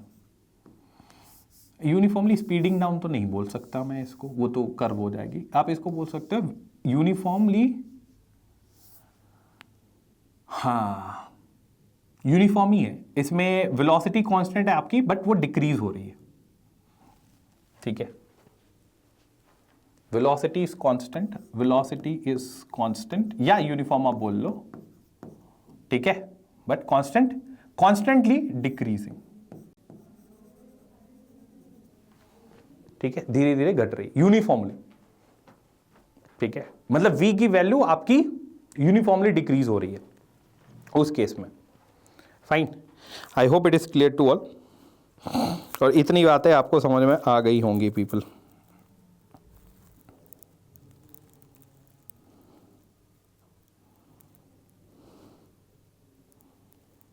ठीक है, आप ऐसा बोल सकते हो कि जो है आपका जो डिस्प्लेसमेंट है वो डिक्रीज कर रहा है, ठीक है, क्या डिक्रीज कर रहा है, डिस्प्लेसमेंट, डिस्प्लेसमेंट,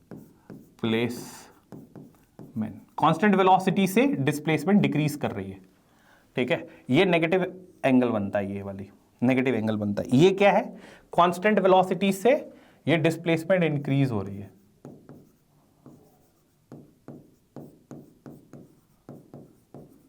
डिस्प्लेसमेंट इंक्रीज हो रही है, बस इतना ही है इसमें, और कुछ नहीं है, ठीक है, बढ़िया, चलिए, so I believe this is all okay, है ना। मैं क्या करता हूँ कि let me make a copy for this, इसको नीचे लेके आते हैं भाई, ठीक है, अब वेलोसिटी टाइम ग्राफ भी तो पढ़ोगे ना, उसको छोड़ दूँ, ठीक,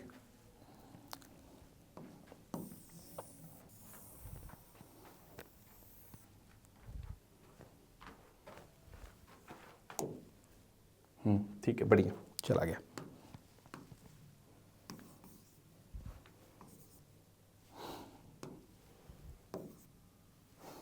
ठीक, now it is going to be velocity. अच्छा हाँ, ये लिखना भूल गया मैं यहां पे, डिस्प्लेसमेंट टाइम ग्राफ में जो स्लोप होती है आपकी, स्लोप, ये आपको वेलोसिटी के बारे में बताती है।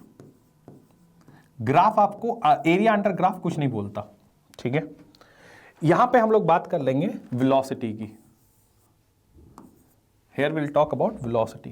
भैया वेलोसिटी आइए, वेलोसिटी, वेलोसिटी टाइम ग्राफ में यहां पे इसको चेंज कर ले, ठीक है, ये चेंज कर लेते हैं, यहां पे विल राइट v, ठीक है, वेलोसिटी है, स्पीड नहीं है, ठीक है, वेलोसिटी टाइम ग्राफ है, इसको कॉपी कर लो।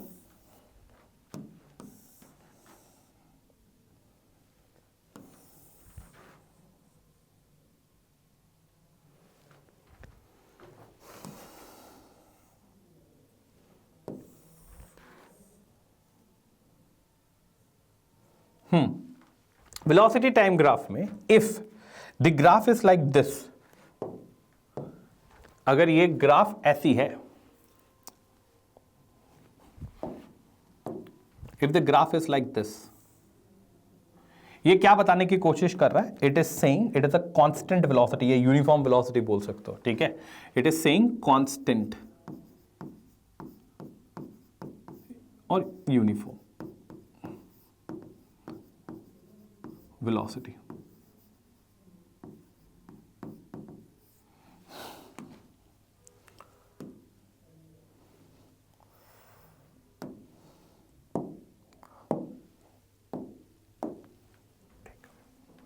क्या बोली गई, कांस्टेंट या फिर यूनिफॉर्म वेलोसिटी, या फिर नहीं, constant uniform velocity, uniform velocity के बारे में बात हो रही है। फाइन, ठीक, अब अगर ऐसी बनी जाए, देखो ना, इस तरह की ग्राफ आपके सामने हो,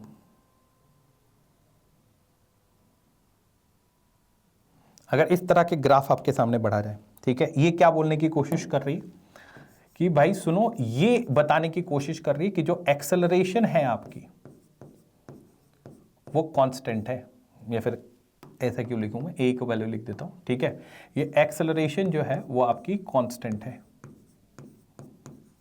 ठीक है, और ये जो स्लोप है आपको, स्लोप ये आपको एक्सेलरेशन ही बताएगी, ठीक। इसमें क्या हो रहा है, this is uniform motion, this is called as uniform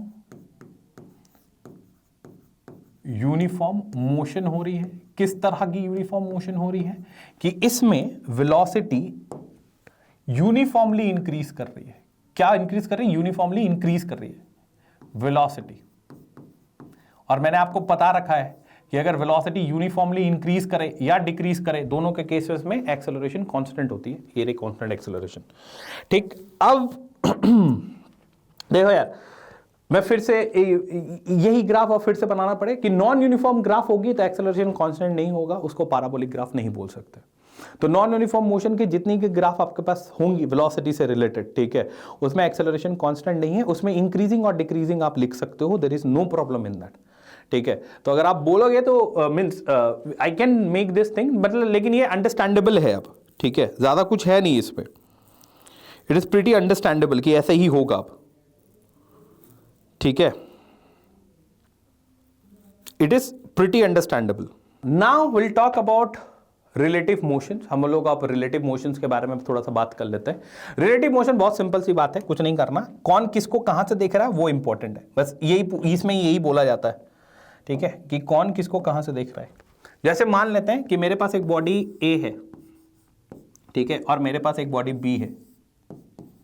मैं बोलूं कि ये बॉडी बी जो है ये आपकी 6 मीटर पर सेकंड से चल रही है इस तरफ, ये बॉडी ए है ये इसी डायरेक्शन में 10 मीटर पर सेकंड से चल रही है। ध्यान से सुनते जाना बस। और अगर मैं बोलूं, ठीक है, मैं बोलूं कि आप मुझे वेलोसिटी बता दो, रिलेटिव वेलोसिटी बता दो, बी का बताना है आपको। किसका बताना है? बी का बताओ ए के रिस्पेक्ट में। इसका मतलब क्या होता है? बी के बारे में आपको बताना है ए के रिस्पेक्ट में। मतलब आपको क्या करना पता है? आप जाके मतलब सीधा मतलब ऐसे आप जाके यहां पे बैठ जाओ चुपचाप। जब आप यहां पे बैठ जाओगे तो बहुत सारी चीजें सिंपल हो जाएंगी। ये 6 से आगे बढ़ रहा है, ये 10 से आगे बढ़ रहा है। ठीक है, इसका मतलब ये हुआ कि अगर आप ठीक ठाक देखोगे इसको, ठीक है, अगर आप इसको समझ पाओगे तो ये तो ठोकर मार देगा इसको। That is what it is there. थोड़ा सा बदल ले क्या?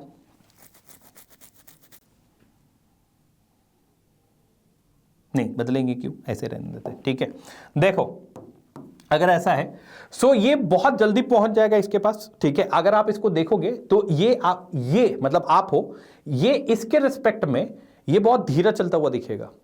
ठीक है, जो कि इस तरफ होगा, स्लो चलता है, आगे तो नहीं बढ़ेगा ना, स्लो चलता हुआ दिखेगा। तो मतलब जहां पे रखी हुई है 6 मीटर पर सेकेंड माइनस ये कितना लिखा हुआ है 10, सो दोनों सेम डायरेक्शन में। ठीक है, 6 minus 10 will be equals to -4 metre पर सेकेंड। ये है आपकी रिलेटिव वेलोसिटी बी की ए के रिस्पेक्ट में। उसी तरह पीपल, अगर मुझसे पूछा जाए, ठीक है, उसी तरह अगर मुझसे पूछा जाए दूसरे कंडीशन में कुछ इस तरह, देख लो ये बॉडी ए है, ये बॉडी बी है, ये इस तरफ से आ रही है 6 मीटर पर सेकंड से, ये इस तरफ से जा रहा है 10 मीटर पर सेकंड से।